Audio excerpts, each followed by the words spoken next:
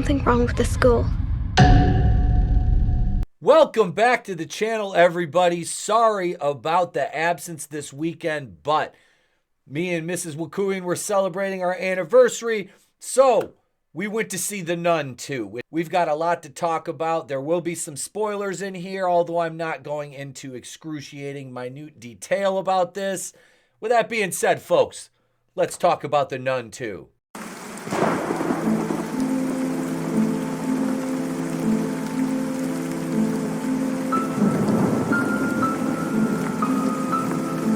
The Nun II, where do I begin? Part of the shared Conjuring verse.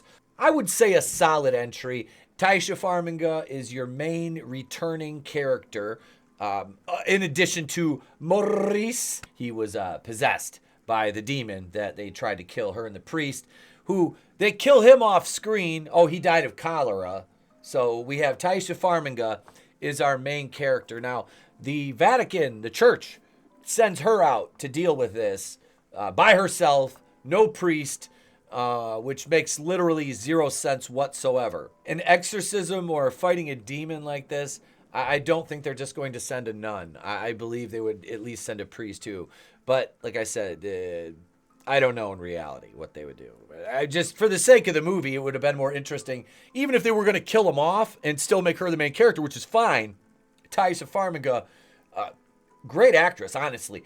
I remember her most vividly from American Horror Story, the earlier season. So Taisha Farmiga's acting opposite of Evan Peters in American Horror Story really spoke to her quality and the skill that she has for her craft. And of course, her mother, Vera Farmiga, plays Lorraine Warren. Say what you want about these two in real life, okay? That notwithstanding, just we're speaking in terms of this universe. They're excellent casting. Excellent. They play their parts well. And of course, we have to dramatize these things because in reality, Annabelle was nothing more than like a Raggedy Ann doll.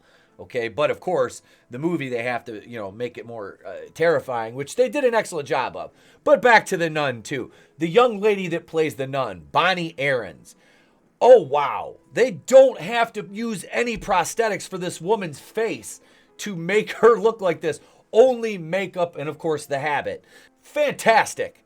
She is absolutely fantastic in this for having no lines and just having to convey her through movements is wonderful. And she's not a hideous woman either. Obviously, the teeth are prosthetic, but facially, I mean, she's not an unattractive woman when you see her out of the get-up, the gimmick, the makeup, the habit, everything.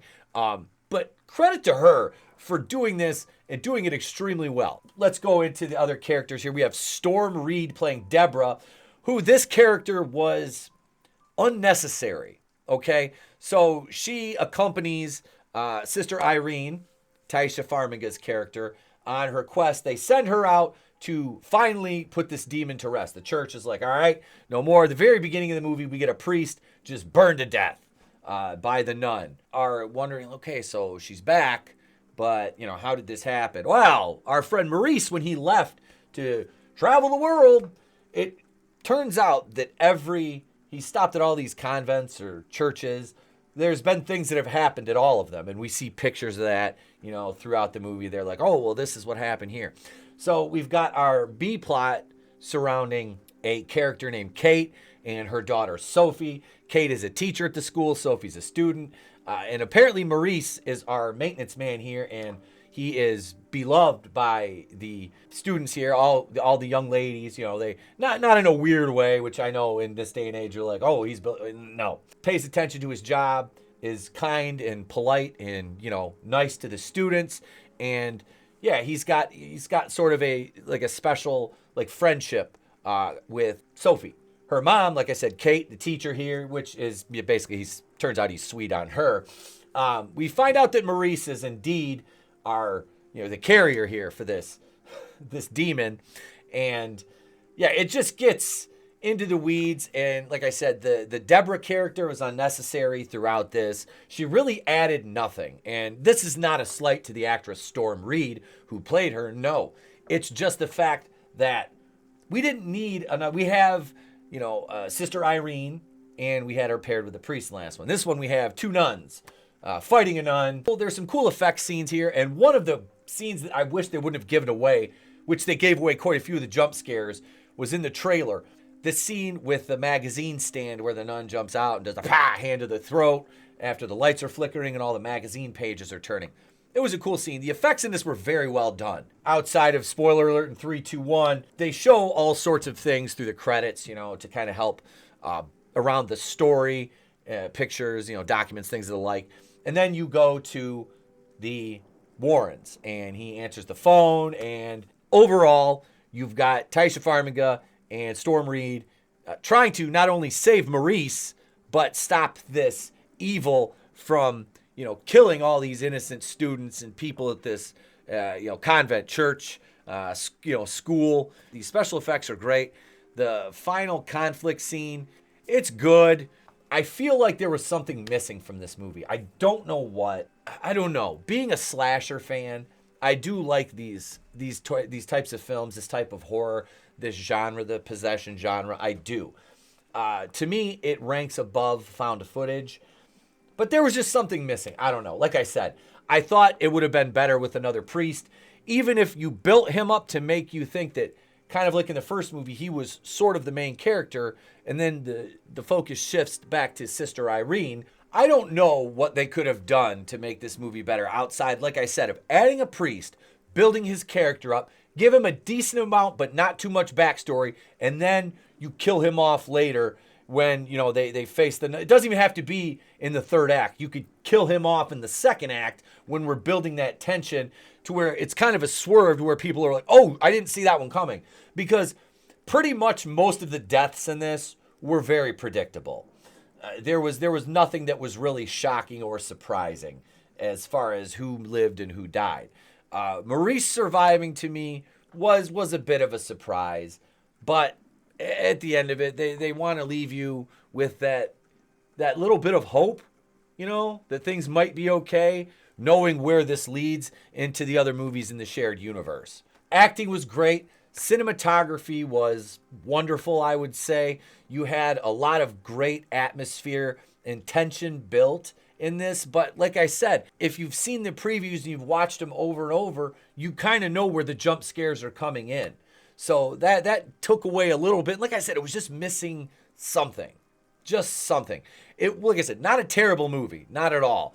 So the tool that they have to use to defeat the demon, which is Valak, which this movie has another, like a demon goat, which comes off a stained glass window and enters the fray as part of this haunting of this abbey, is kick-ass. Like, that was one of the coolest parts of the movie.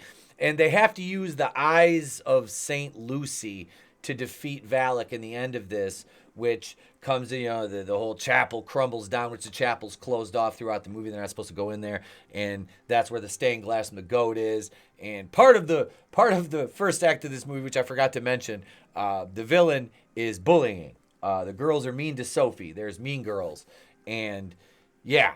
So we have the eyes of St. Lucy, and that comes in, and that's how they eventually defeat Valak. That and Sister Irene questioning her faith because of something that Deborah said, which is Storm Reed, her character.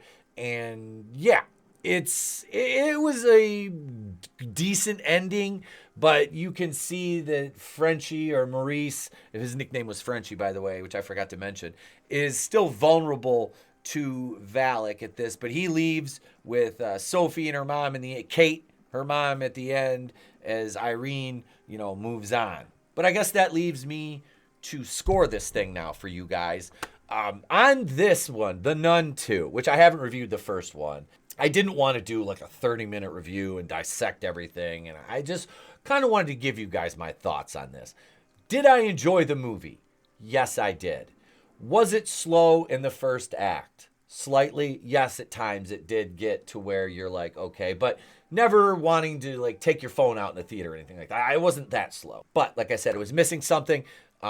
Leads into the other movies fairly well. You get the little stinger with Ed Warren and Lorraine in the credits, him answering the phone, so we know what's going into one of the other movies. Overall, an enjoyable movie, Rewatchability, middling at best. This one I would say would be probably a 6 out of 10 at best. I'm not hating on it at all. I'm just saying it was decent. It wasn't great. The first movie, though, was about the same. It was like, this is a good movie.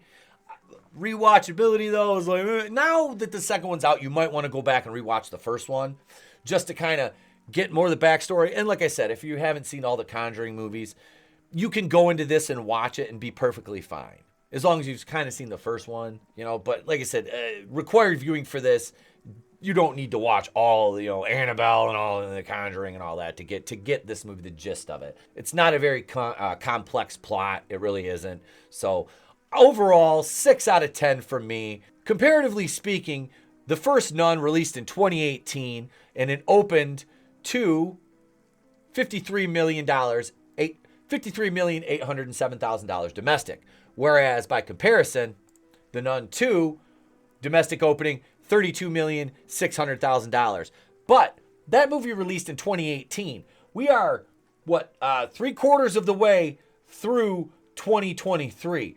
So you're talking 5 long years that we've waited for the sequel to this. Well, I say we, I mean that they waited to produce the sequel. Now I know we had that little 2-year blip in there with the pandemic and all that happy horse shit.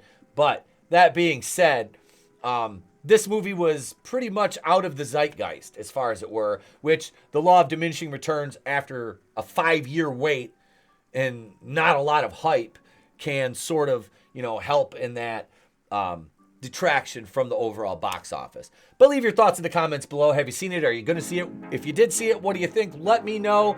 Is a 6 out of 10 too harsh? Is it too generous? Let me know, folks.